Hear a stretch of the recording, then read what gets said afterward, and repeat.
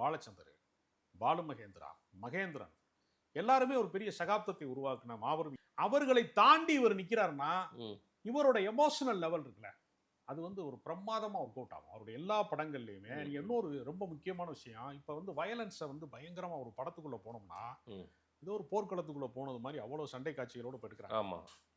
இப்போ நீங்க வந்து அந்த சுப்பிரமணியபுரம் படத்துல எல்லாம் ஆட்டோக்குள்ள வச்சு ஒரு ஒரு ஆட்டை இருக்கிற மாதிரியே மனுஷனா இருக்கிற காட்சியெல்லாம் காட்டுவாங்க, பதட்டம் அடைய வைக்கிறது ஆடியன்ஸை. அவர் ஒரு நாள் அதை செய்ய மாட்டார். ஒரு அருவா அப்படி ஓங்குச்சுன்னா ஒரே ஒரு டிராப் ரத்தம் அப்படி அப்படி தெரிக்கும், அதான் காட்சிப்படுத்த, அவ்வளவுதான் காட்சி. அதுக்கு மேல வன்முறையை காட்ட மாட்டார். அவருடைய அந்த மீட்டர் இருக்குல்ல, அதை தாண்டி அவர் பண்ணவே மாட்டார். அதான் ஒரு ஃப்ரீஸ் ஆகும், அப்படியே அந்த ரத்த விழுந்ததும் ஃப்ரீஸ் ஆகும். வன்முறை காட்சிகளை வந்து க்ளோஸ் அப்ல காட்டுறது, குரூரத்தை காட்டுறது.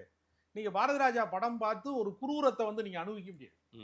ஆனா குரூரமான விஷயங்களே ஒரு படமா எடுத்திருக்கிறாரு. நீங்க வந்து கள்ளிப்பால் கொடுத்து குழந்தைய கொள்றது குரூரம் தானே.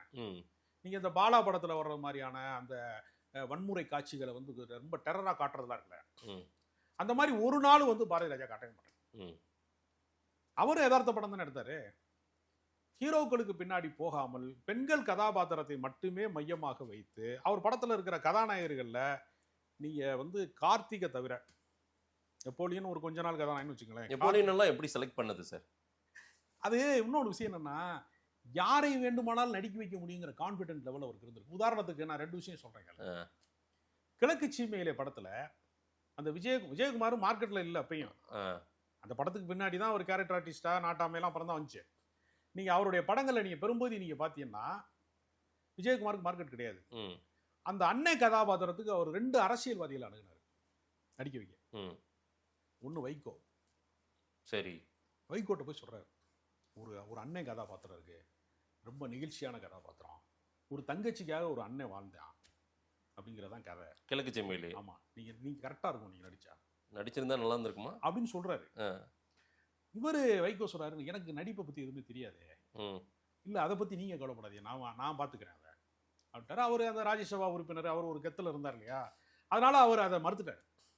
அதே மாதிரி கம்போ செல்வேந்திரன் கேட்டிருக்காரு நடிக்க வைக்கிறதுக்கு.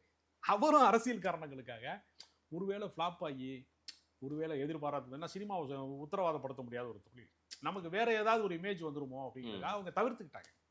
அப்ப அவர் யாரை வேண்டுமானாலும் நடிக்க வைக்க முடியும் அப்படிங்கிற அந்த கான்பிடன்ட் லெவல் இருக்கு இல்லையா, அதை வந்து ஒரு வந்து மண்ணின் கதாபாத்திரங்கள், நீங்க வந்து பறவை முனியம்மா மாதிரி ஆளுங்க, தேனி குஞ்சரம்மா மாதிரி ஆளுகள்லாம் இருக்குல்ல, ஊர்ல கிராமத்துல இருக்கிற ஆளுகளை எல்லாம் வந்து நடிக்க வைக்கிறது. அந்த தொடர்ச்சியில தான் மற்ற இயக்குனர்கள் இப்ப பருத்தி வீரர் மாதிரி படங்கள் வருகிறதுக்கெல்லாம் ஒரு முன்னோடி கலைஞராக பாரதி ராஜா.